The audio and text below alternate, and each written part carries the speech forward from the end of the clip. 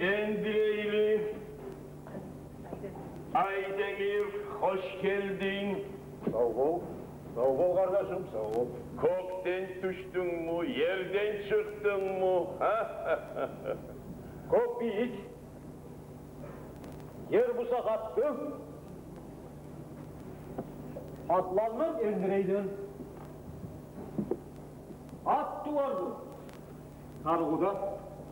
Öyleysen, geldim de seni görmeye. Ne çağda yakşı tükensen? Aldanıp bildirgen musan yakşı kuyda karşı var edik. Orada sen günahlısın.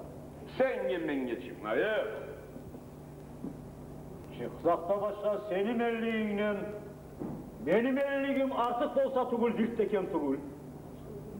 Atam Kazanal, babam Sardar Sultan'ı tarğu şavkaları takın, az çay kalkmadan.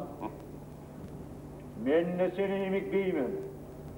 Hukmudarman, terik, solak, umuk tuzlu başım. O kadar karşılığım yok kardeşim. Bizim tayfa tukumuzunu tamrı bir. Evet. Şosaya aldık sen beni.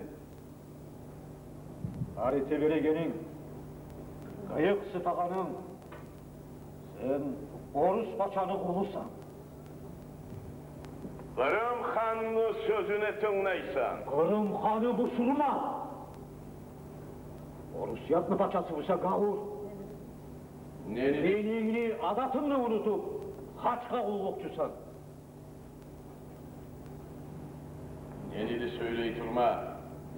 Sana uşamay. Sonra Orusiyattan Targuğa elçiler girilip söyleyi kal. Gitti.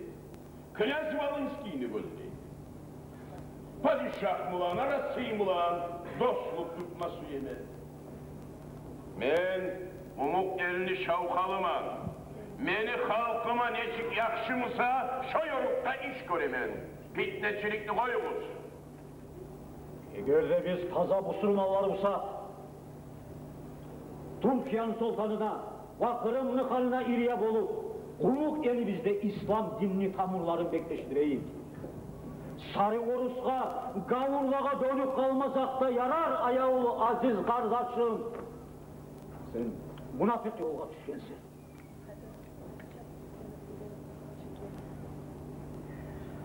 Padişah, bizim bırıngı çildi yolunu onlarsa, ondan öteyin kervanlardan gelen gelin, bizim haznaka yaratacak. Sen ne şoğar inanarsan. Ya kardeşim, padişah bilir, bilek sinnep tutkan. Efe olay bolğanna yaksay su, yarık su, yaman su geçiğilen hakkıdan menden çıkarıp alıp sağa verilecek. Yoksa? Anla kardeşim, umutlar biriksek bizge düşman batmaz. Yaxşı. Sağa söyleyenle fayda yok kolayman. Aman ol. Hey aman Allah. Doktor! Ne algasadın halini? Doktor, konak ol, aşağı içi, son yetersin ha?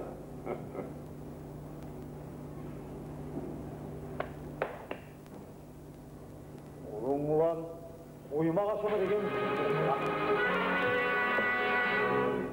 Senin ullu musamına geçemez.